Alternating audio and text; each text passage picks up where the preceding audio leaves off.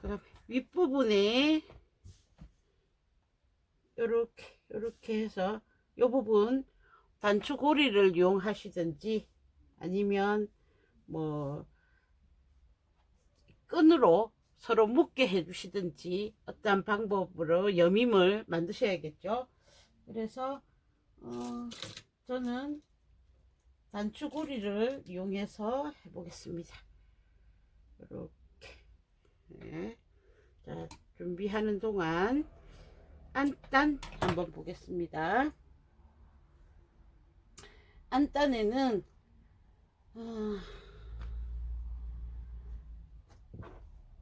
뒷목 안단과 앞목 안단이 있었죠.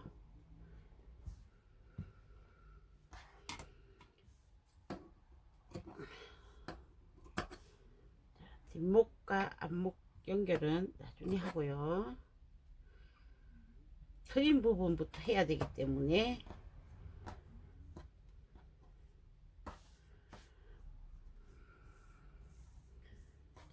여기가 이제 뒷목 부분이겠죠. 여기는 앞목입니다. 이제 모두 심지를 부착해주고 이 부분에 이제 트임을 넣어줬습니다. 안단의 끝에는 별도의 시접을 두지 않고 시접 0인 상태에서 오버록을 바로 해줬습니다. 앞목 치워 넣고요. 뒷목에서 목의 완성선 부분 여기 더 늘어나지 말라고 심지를 부착해 줬습니다. 왜 부착을 해줬냐? 이 원단은 직기여도 마찬가지입니다. 여기는 곡선 재봉이죠. 곡선으로 재단을 했기 때문에 곡선은 바이어스 방향이다. 바이어스 방향은 직선의 방향보다는 잘 늘어나게 됩니다. 그래서 심지를 부착을 하시는데 그럼 심지를 몸판에 하느냐 시접에 하느냐 이런 거 얘기하시잖아요. 내지는 안단에 하느냐. 비침이 없는 원단이라면 목선 몸판에 하시든 목선에 하시든 아무 상관이 없고요. 예를 들어서 이 원단에 비침이 있다 하면 시접 부분에 해주시면 됩니다. 그 다행히 얘는 비치지도 않고 또 안단이 있어요. 그러면 안단에 심지를 했는데 굳이 여기 목선에다가 심지를 또 해줄 필요가 있느냐? 보통은 안단에 심지를 한 곳에 여기다가 상침을 하죠. 그럼 끝나는데 여기 해준 이유는 이 옷의 특성상 옷을 이렇게 다 만들고 나서 이 선에다가 상침하지 않겠다라는 뜻입니다.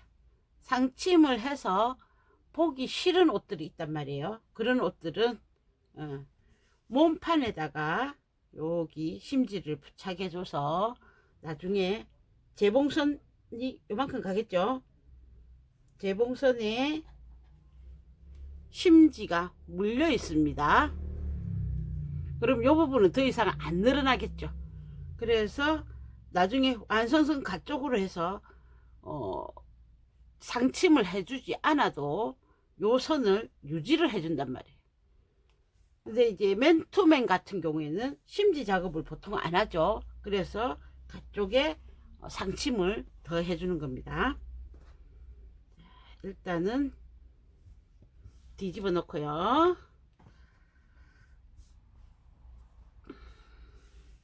자, 고리를 어느 쪽에다 할 건지 자기 마음대로 하십시오. 요즘에는 그런 거 크게 상관 안 합니다. 요렇게 넣어서 재봉을 하면 시접 끝이 여기로 오니까 반대로 뒤집어서 놓으십니다.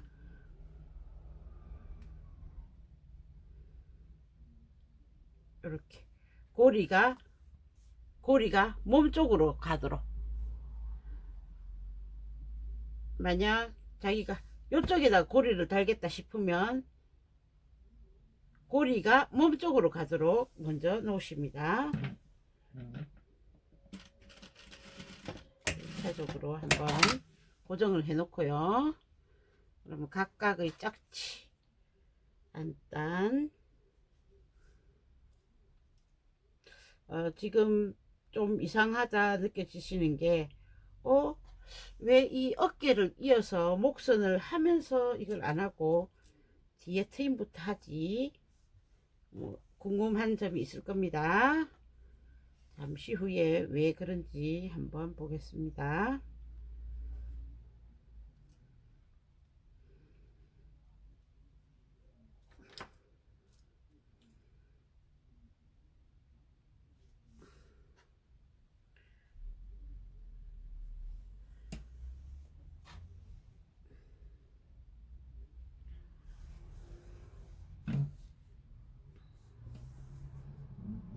세로로 트임 부분 1cm의 시접이었으니까 1cm 시접을 따라서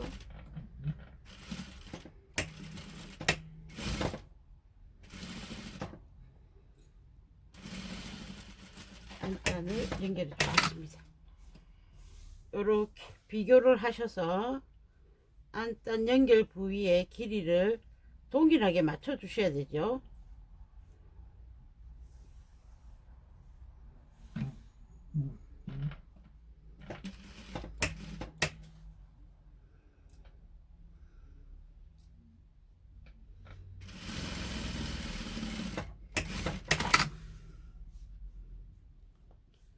그래서 뒤집어 보시면 이제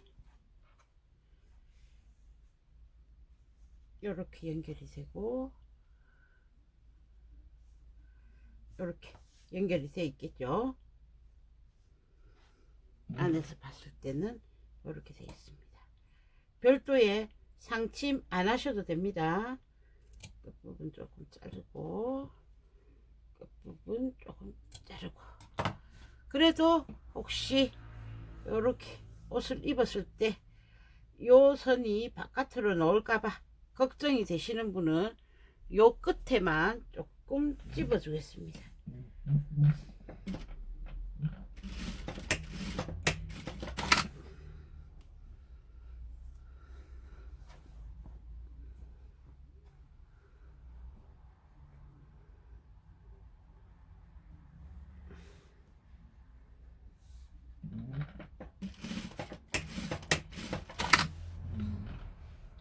이렇게 찝어 주시고,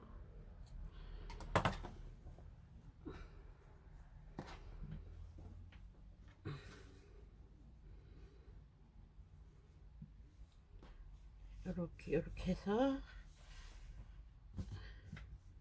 뒤 트임 부분이 되었습니다.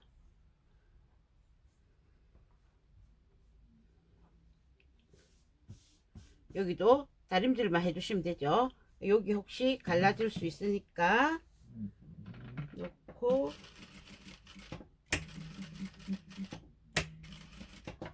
상침 한번 해주시고요. 요 선과 요 선은 굳이 상침하지 않으셔도 되시겠습니다. 자, 이제 얘를 반대로 뒤집으셔서 이렇게 꺾으십니다. 안단 쪽으로 꺾으셔서 안단의 시접 일부를 조금 쳐내겠습니다. 왜냐하면 많이 두꺼워져 있기 때문에 심지도 발랐지, 원단 자체도 두껍지. 여기 그리고 접어서 이 선으로 일부만 재봉하시겠습니다. 나중에 여기는 앞판하고 연결할 때 그때 하겠습니다. 여기도 접어주고, 왜 그러냐면 여기 접힌 선 때문에 여기로 갔을 때 안단이 남게 되거든요. 근데 무작정 자르면, 남는다고 무작정 자르면 나중에 또 혹시라도 모질할 수가 있기 때문에 일부만 하십니다.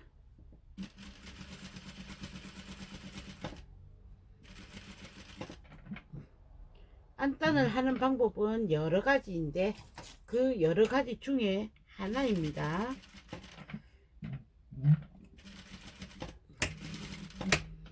여기서도 이렇게 높이를 맞춰 주시고,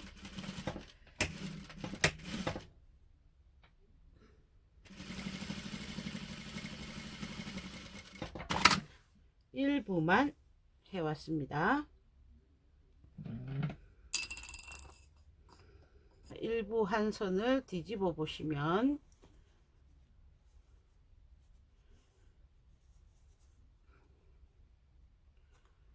깨끗하게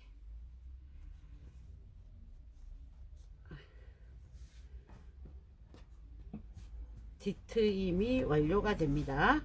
이 부분은 이제 나중에 다림질로 다려서 숨을 죽이면 맞겠죠. 모서리에 시접도 조금 쳐내고, 이 부분 시접도 너무 두꺼워지면 안 되니까.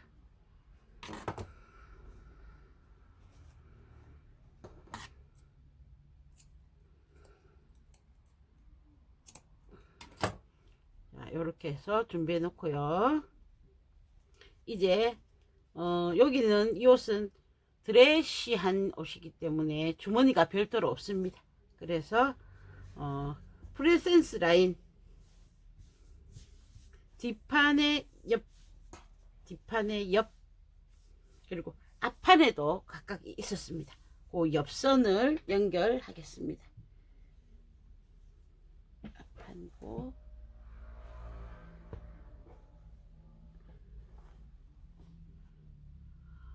조금 완만한 곳이 뒤입니다. 요 가슴선 한번 앞판과 비교 한번 해보겠습니다. 요 그렇게 완만한 곳이 뒷판이고, 이렇게 볼록하면서 다트가 있는 곳이 앞판입니다. 자, 우리는 뒷판을 하고 있었으니까 뒷판 몸판과 뒷판 옆선을 이어주겠습니다. 뭐 요거는 이음이 특별히 어렵지 않죠. 넛지점을 맞추어서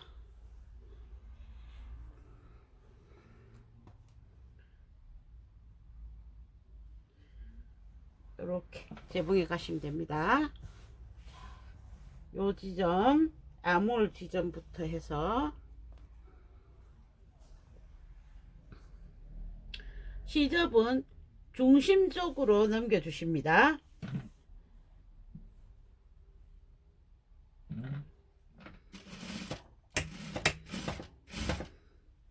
넛지점 맞추어서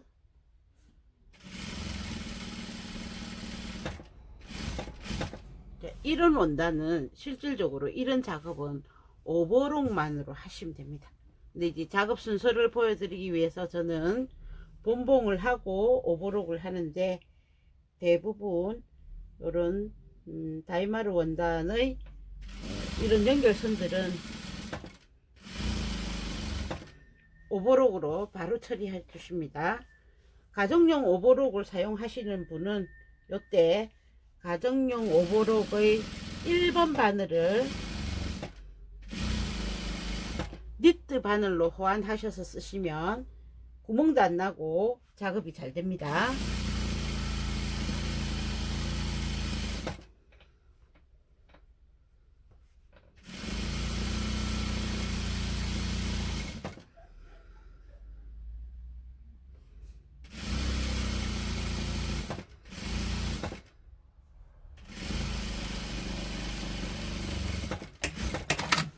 이렇게 이어주시고, 오버록은 요 조각 쪽에서 오버록을 치셔서 중심적으로 시접이 넘어가도록 다려주시면 되시겠습니다.